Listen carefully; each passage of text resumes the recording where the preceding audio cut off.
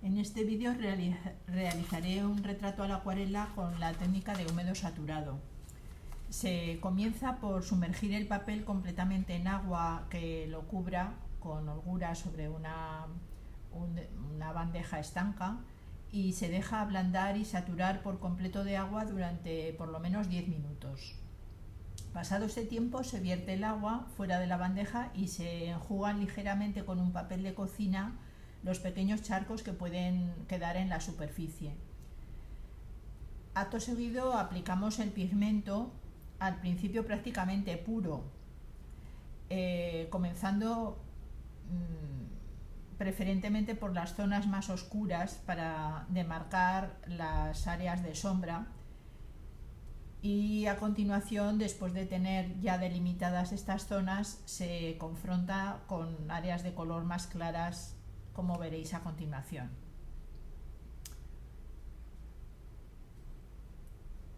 Al principio, como el papel está totalmente limpio de pigmento, hay que dejarle un tiempo para que el pigmento puro sature y tiña completamente el papel.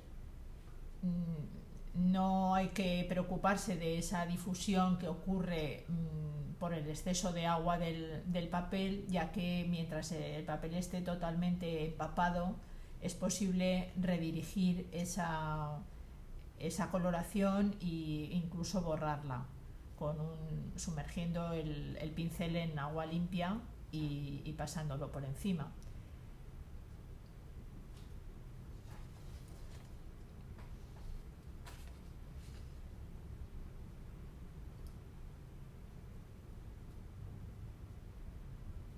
He elegido para esta demostración un retrato bajado de internet del actor Omar Sharif.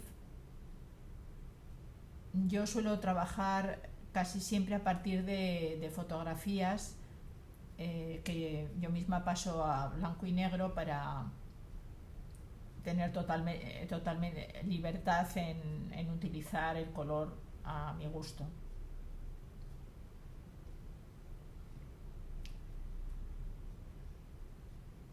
Normalmente este proceso de húmedo saturado es bastante laborioso y bastante más lento que el de la acuarela pintada con el método tradicional sobre seco.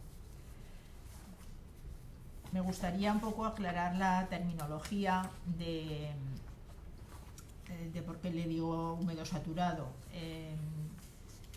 Como sabéis, la acuarela se puede aplicar sobre el papel seco, totalmente seco, y lo único que variamos entonces es la concentración de pigmento que se diluye con el agua en la paleta fuera del papel, o bien podemos utilizar papel al que se ha aplicado con un pulverizador o un pincel limpio una cierta cantidad de agua para que tenga el grado deseado de humedad en algunas zonas, con el fin de conseguir fundidos limpios de color. En el primer caso hablaríamos de húmedo sobre seco y en este segundo caso de húmedo sobre húmedo. La técnica de húmedo saturado hace referencia a que, por un lado, el papel está, como habéis visto, completamente empapado o saturado de agua, y por otra, a que el pigmento se aplica también casi a saturación, prácticamente puro, al menos en los primeros pasos, hasta que se consiga que adquiera el matiz y la intensidad deseada por difusión. Como veis aquí, ya estoy enfrentando a esas áreas oscuras que me sirven para delimitar las proporciones del rostro con otras áreas de color más claras, con el fin de lograr que se difundan los tonos que he puesto anteriormente junto con los nuevos. Después construiré con la propia paletina, mezclando los tonos, todas las áreas de color para delimitar los volúmenes y las formas.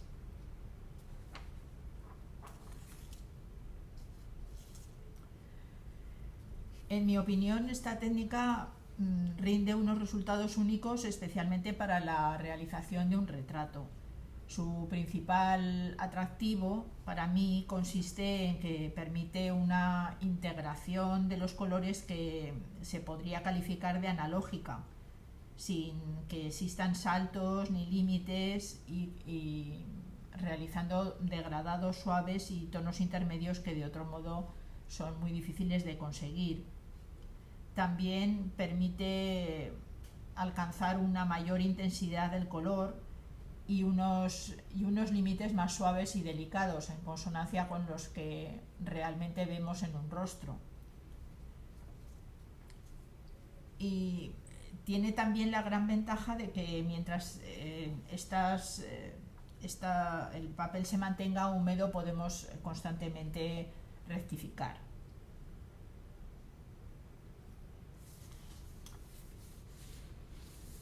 Por eso en esta técnica no caben las prisas ni las carreras, porque hay que dar tiempo a que el papel absorba el pigmento y este se difunda.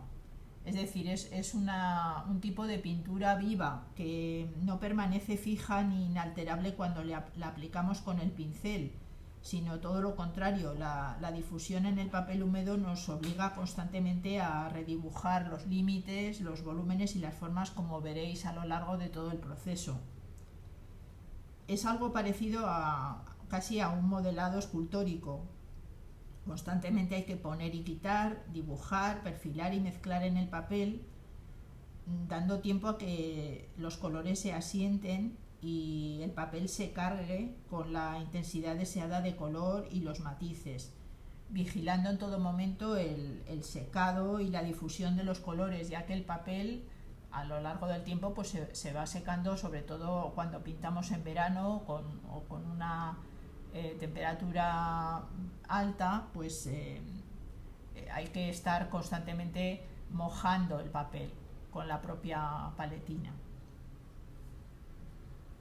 y no perder tiempo al principio en perfilar detalles, sino simplemente atender a cómo se está comportando el pigmento en el papel.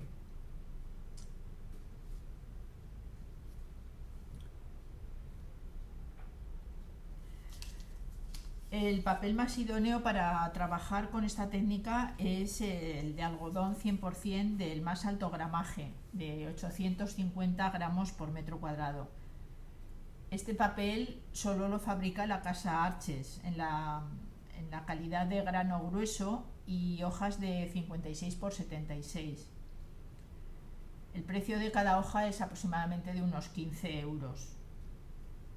Este papel es el más adecuado porque, como hay que mantenerlo constantemente húmedo durante quizás 2 o 3 sesiones, en una realización de un retrato pues se empieza a deshacer. Los papeles que son de más bajo gramaje se deshacen y no son aptos para esta técnica. En esta demostración estoy haciendo un proceso, digamos, acelerado. Probablemente cuando termine el retrato para mí no estará acabado, pero lo que me interesa es mostrar el proceso. Habitualmente para un retrato de un formato de 50 por 35 suelo utilizar generalmente 3 sesiones de trabajo de unas 2 horas o 2 horas y media cada una. Y aquí pues lo voy a tratar de hacer en 1 hora y pocos minutos.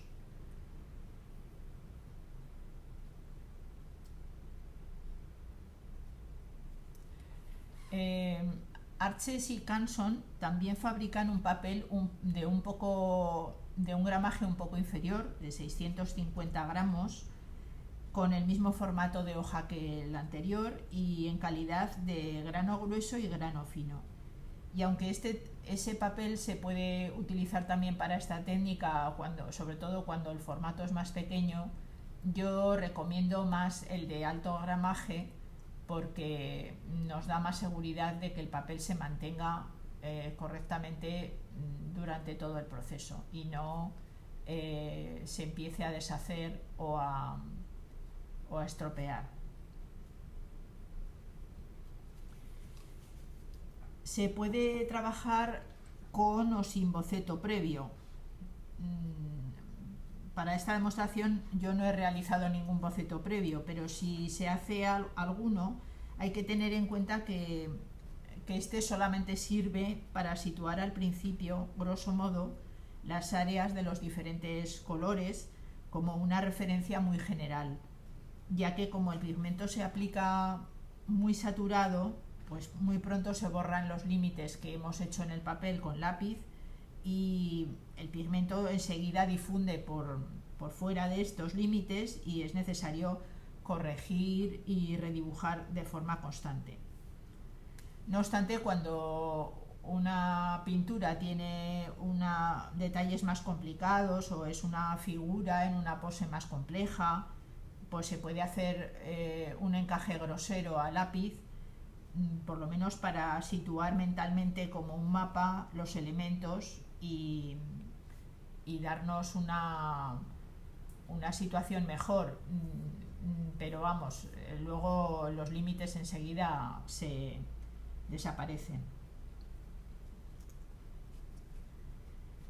En cuanto a los pinceles, los más adecuados para esta técnica, por lo menos desde mi punto de vista, son las paletinas, como las que me estáis viendo utilizar, sintéticas, espesas y de una cerda que no sea excesivamente suave, de unos 2 centímetros o 4 o 5 centímetros si se trabaja con formatos mayores, y quizá también un par de pinceles biselados para corregir pequeños detalles. Los pinceles redondos, en mi experiencia, no son muy adecuados para esta técnica porque empapan mucha agua y arrastran muy poco el pigmento, mientras que las paletinas arrastran mucho y mezclan bastante bien.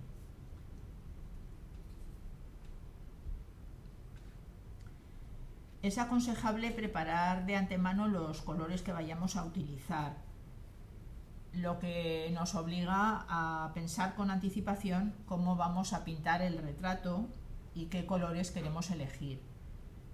Este proceso de elección yo lo he realizado antes de la conexión para abreviar los tiempos de realización.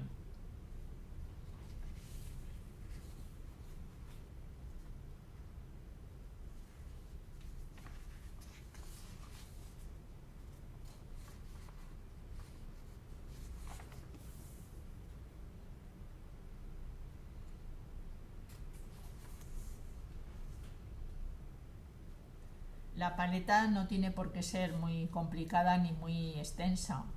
Yo generalmente utilizo 2 o 3 colores fríos,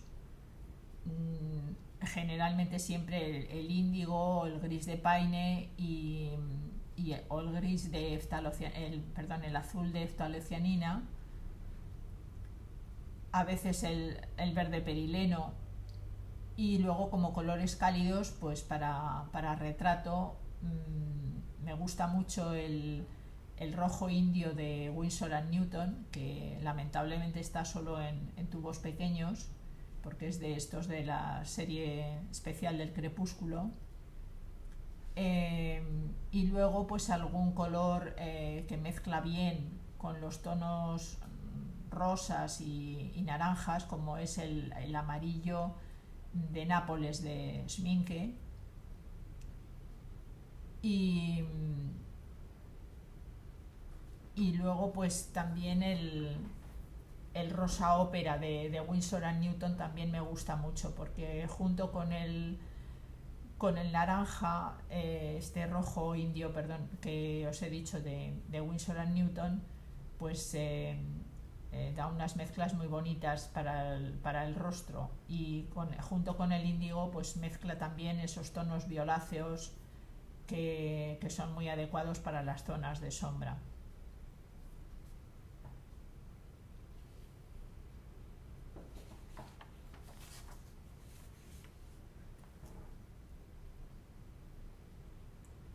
Habéis visto que una vez delimitadas las áreas de color, con la propia paletina se va redibujando, se va extendiendo el pigmento donde es necesario, y poco a poco se va construyendo el volumen del rostro. siempre de lo general a lo particular y al principio no demasiado preocupado por los detalles, simplemente encajar bien y mantener el pigmento en la zona donde nos interesa.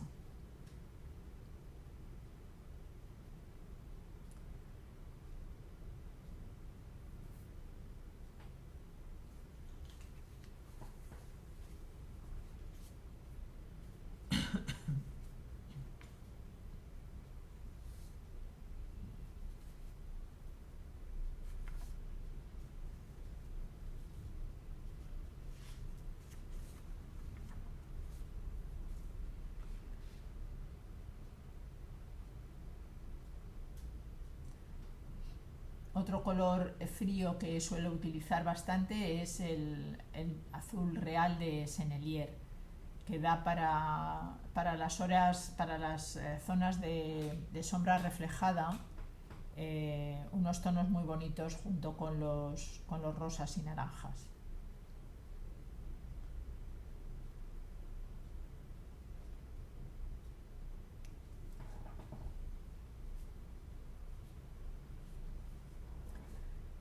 Veis que conforme pasa el tiempo, los colores que había aplicado para la zona oscura de las cejas, del entrecejo, se van difundiendo y perdiendo intensidad, y constantemente hay que ir, recargando para teñir completamente el papel del matiz que nos interesa.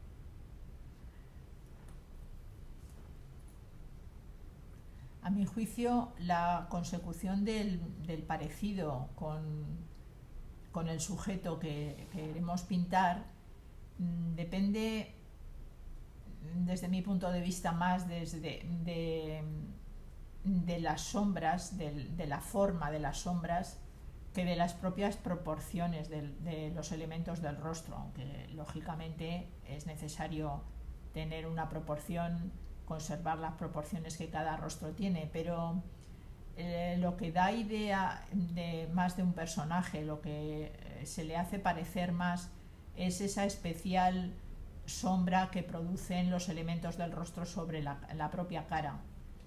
Veis en este caso, por ejemplo, que esta persona tiene los ojos un poco hundidos, y toda el área de sombra por debajo de las cejas prácticamente emborrona el resto del ojo, ¿no? Eso es muy característico de él, y probablemente si hicierais la prueba con un programa, por ejemplo, de edición fotográfica en esta fotografía, de aclarar completamente la zona oscura de su rostro bajo las cejas, pues probablemente no se parecería tanto al real Omar Sharif. Lo mismo ocurre con ese surco profundo que va desde la nariz a la boca, y que delimita perfectamente sus pómulos bastante marcados.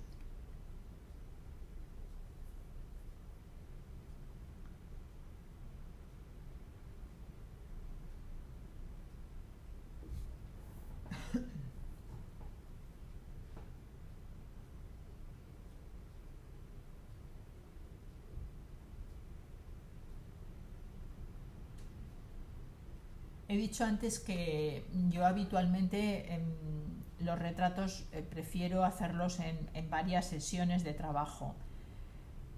El paso de una sesión a otra sesión es delicado. Para terminar una sesión tenemos que dejar perfectamente delimitadas las zonas, de manera que no sea necesario corregir ninguna línea fundamental que marque formas. Porque una vez seca, o sea, dejada secar, por ejemplo, imaginaros que he estado trabajando por la tarde y ya pues lo dejo para acabar el día y lo dejo secar completamente hasta el día siguiente en que vuelvo otra vez a pintar. Bueno, pues en ese proceso de secado, después cuando vuelva otra vez a empapar el papel, ya no se mueven esos colores, ya no se eliminan las formas que hemos dibujado, que hemos pintado, porque cuando una vez que está seca el papel y los pigmentos, destiñe realmente muy poquito cuando lo volvemos a introducir otra vez al día siguiente en la bandeja llena de agua, como me habéis visto empezar. Es así como se hace, ¿no? Una vez que volvemos a introducir la pintura, o sea, el papel en agua, lo dejamos otra vez un periodo de unos 10 minutos que empape completamente y volvemos a cargar de color aquellas zonas que se nos hayan quedado deslavadas, o corregir pequeños detalles, en fin, o modelar los volúmenes del rostro añadiendo más color, pero siempre añadiendo, nunca se puede ya quitar una vez seco.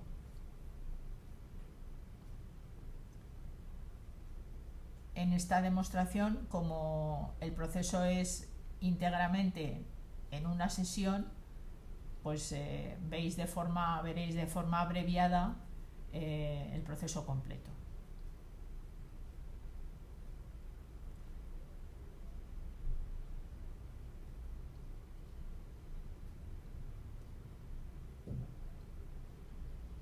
Esto que estoy haciendo ahora es con la paletina mojada en agua completamente limpia, ir sacando luces o eliminando un poco de intensidad de color en aquellas zonas que me interesa para lograr la apariencia de volumen.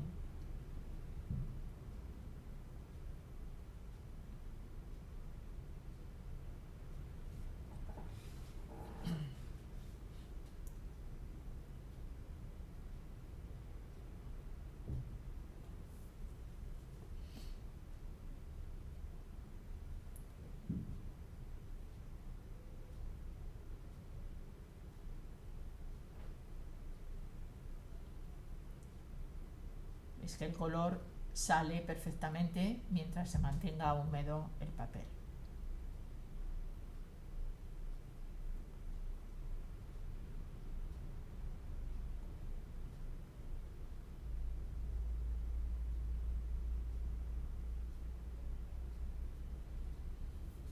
Con esta técnica se utiliza bastante cantidad de pigmento.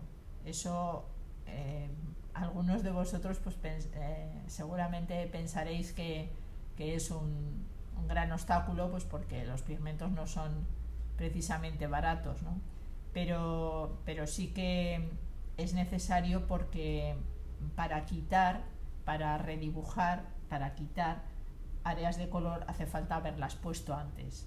Si no, perdemos la gama de matices y el rango dinámico suficiente para conformar los elementos del rostro. Si desde el principio ponemos muy poquito pigmento, pues la propia agua que tiene el papel lo absorbe casi por completo y la pintura queda totalmente deslavada y falta de matices.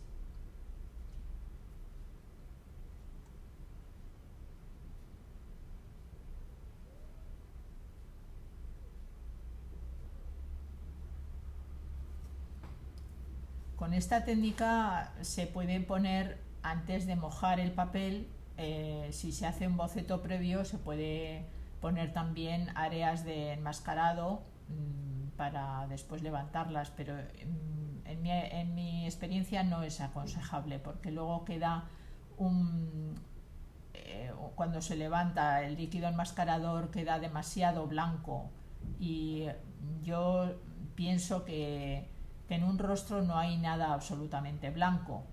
Todo tiene una mezcla de matices, e incluso la parte más blanca de un rostro, que es el reflejo de las pupilas, pues incluso tampoco queda demasiado bien cuando se ha hecho en la reserva con líquido enmascarador. Primero porque es difícil de mantener la posición del brillo pupilar, del reflejo pupilar, cuando hemos tenido que redibujar tantas veces el área de los ojos.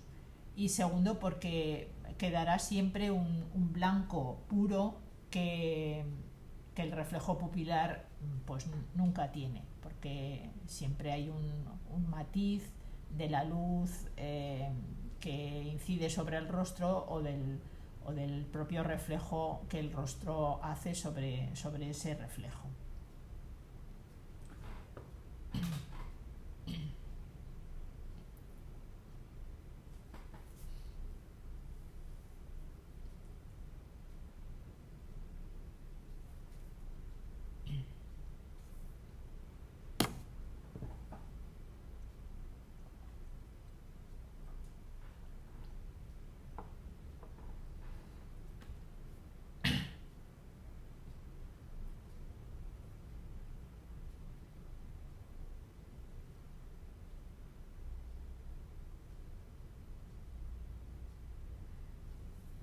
Siempre, como habéis visto, para esta técnica es mucho mejor tener una imagen completa de todo el objeto que queremos dibujar, que no ir por partes, porque tenemos que estar en todo momento valorando los matices, valorando las áreas de sombra con respecto a la luz, etcétera. Entonces yo creo que es mejor hacer un esquema general, componer el rostro y después pues ir pintando los matices de cada zona.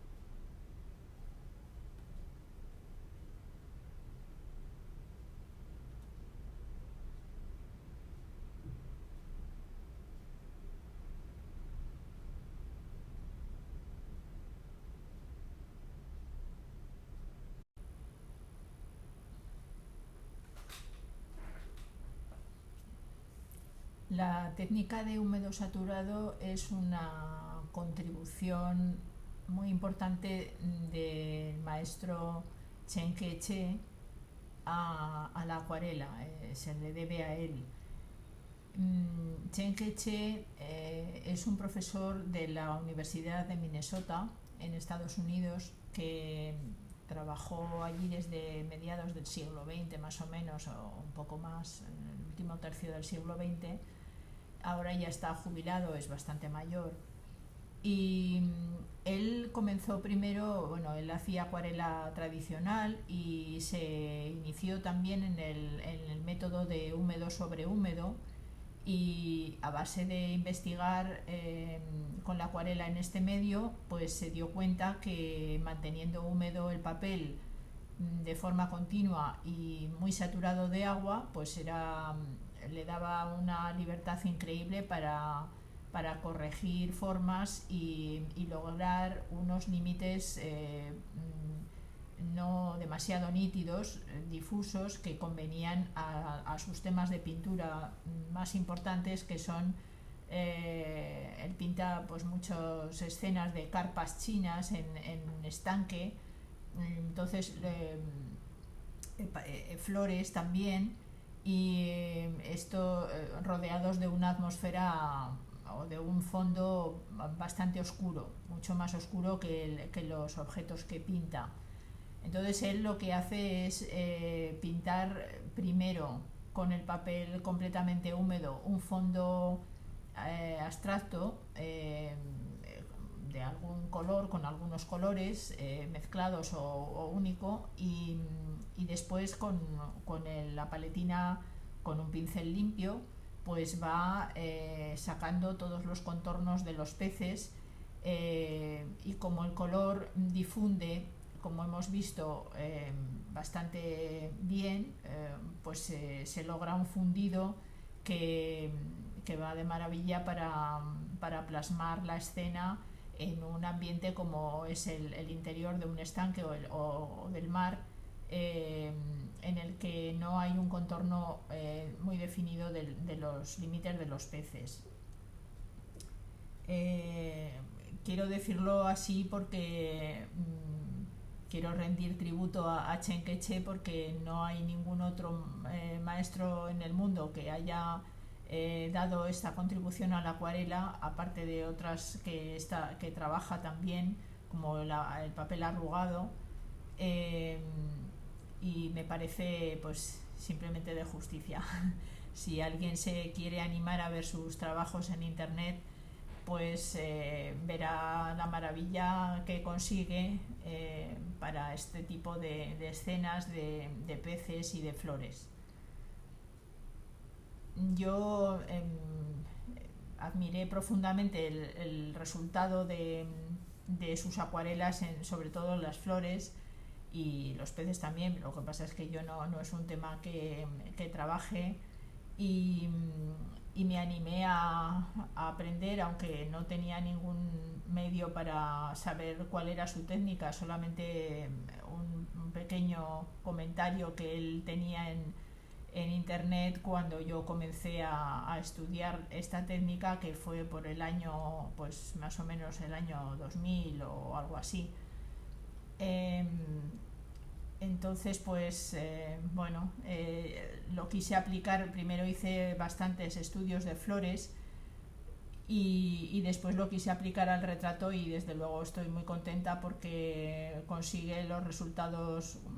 unos resultados que no consigo, o sea, una forma de pintar que no es posible conseguir con ninguna otra técnica de acuarela tradicional. Eso no quiere decir que no se pueda pintar un retrato con acuarela tradicional. Yo muchas veces he pintado retratos así, pero bueno, son resultados diferentes.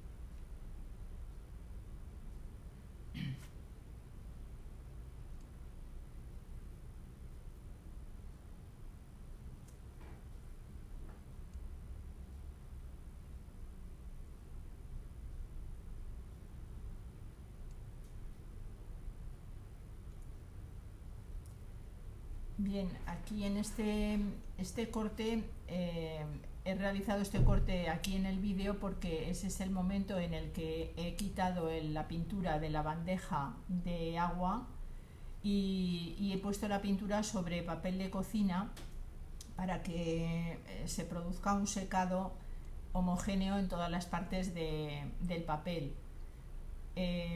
Si no se pone papel de cocina, el papel seca antes por la periferia que por el centro y se pueden formar, o de hecho se forman con bastante facilidad, cercos que no son deseables, ¿no? Como he dicho al principio, este retrato lo estoy realizando en una sola sesión y, bueno, he tenido que cortar el vídeo porque si no, no podía, para poderlo hacer más fácilmente todo el proceso de quitar el agua.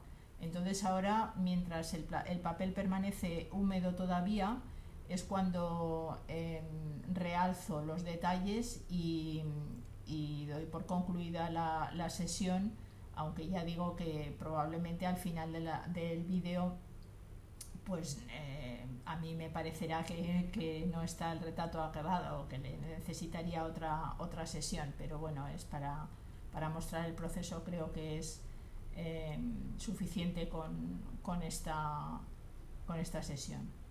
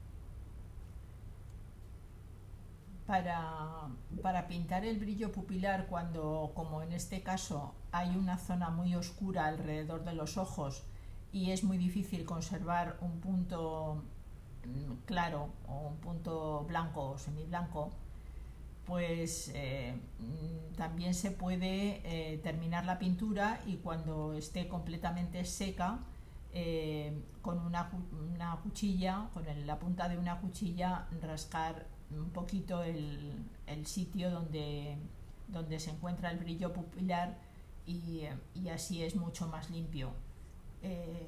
Esto se puede hacer porque es un punto muy pequeño y no perjudica para nada el resto de la pintura. Es mucho más natural hacerlo de esa manera que no hacer la reserva de blancos, por la razón que he comentado al principio de que es muy difícil mantener el lugar exacto del brillo pupilar con esta técnica.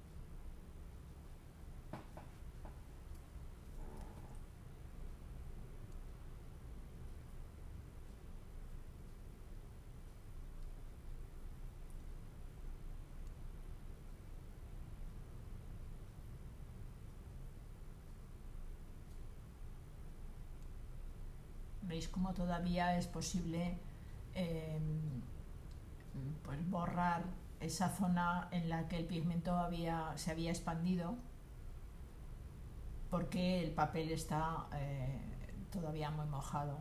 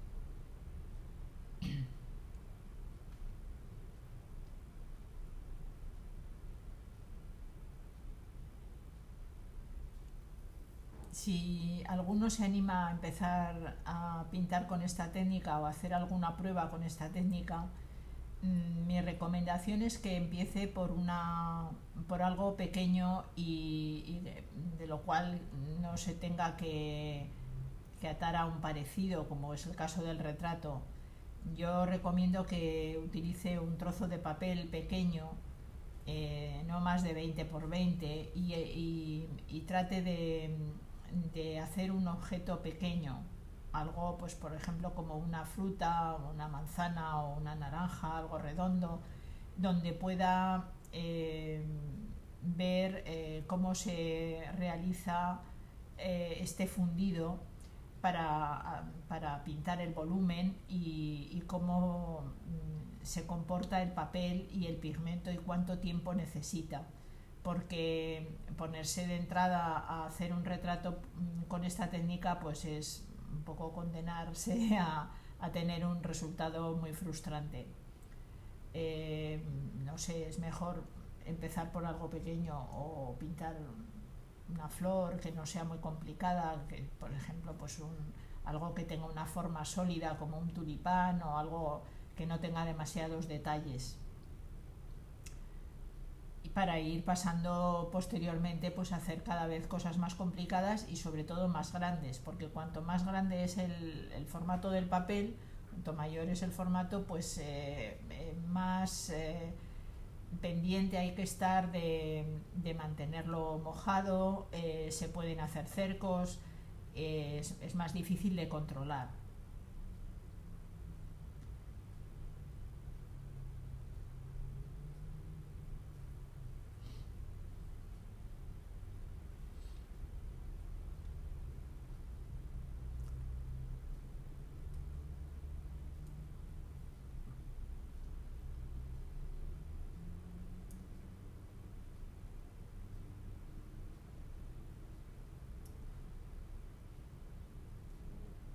Fijaros no en la cara, sino en el resto de la pintura, todo el color que he colocado al principio, como se ha prácticamente esfumado.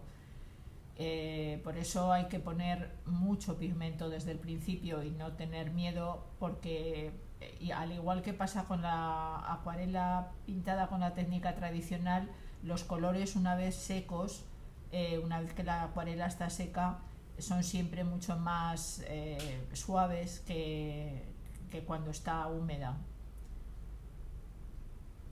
Y aquí pues es mucho más evidente. Veis la cantidad de pigmento que he ido añadiendo, sobre todo a la zona más oscura de los ojos y la mejilla suya derecha, que constantemente he estado retocando, añadiendo pigmento ahí.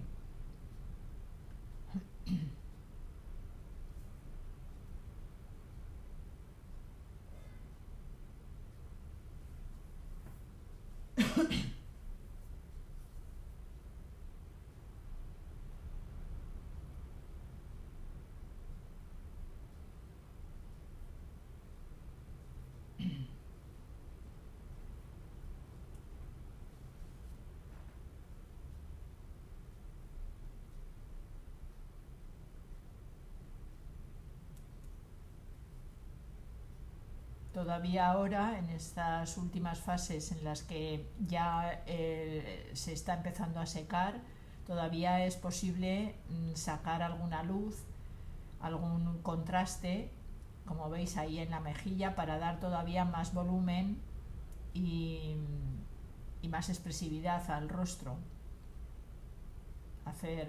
Marcar alguna arruga o acentuar alguna zona más clara.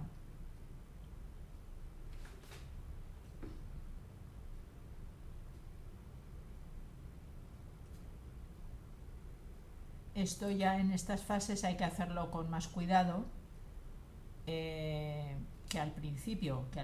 Pues bueno, he puesto el color como digamos más alegremente, ¿no? Pero ahora pues se trata de ir valorando las sombras y tratar de dar más expresividad y más volumen.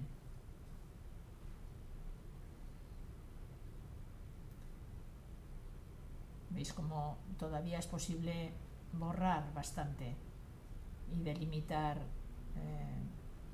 el contorno de la cara. Es conveniente, tal como estoy haciendo ahora, pasar un poco de agua a pesar de que ya está en la fase de secado, pero así se evita la formación de cercos y de zonas de secado indeseadas en determinados lugares, sobre todo en el rostro.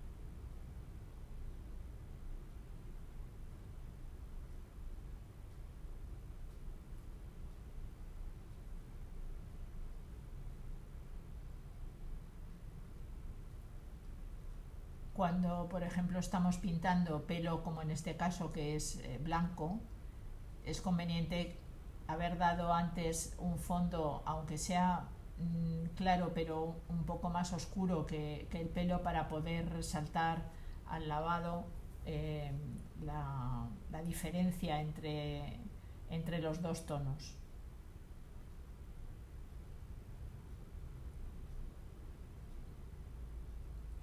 Ahí estoy dando con una paletina especialmente más dura, que es una paletina de la serie Textura de Rafael, que tiene la cerda más espesa y menos flexible. Entonces esa es muy conveniente para sacar un trazo blanco sobre un fondo más oscuro.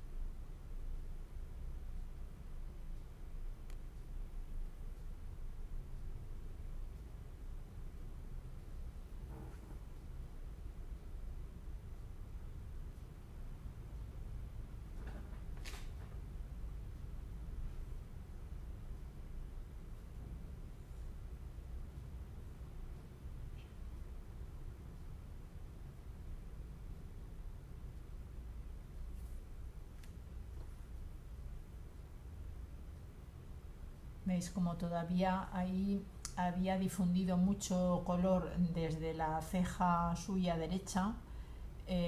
Lo he dejado a propósito porque como tiene algunas arrugas en el entrecejo, esa difusión de color me permite, al sacar luces o sacar áreas más claras, pues simular la arruga sin necesidad de que sea un trazo demasiado evidente, un trazo demasiado nítido.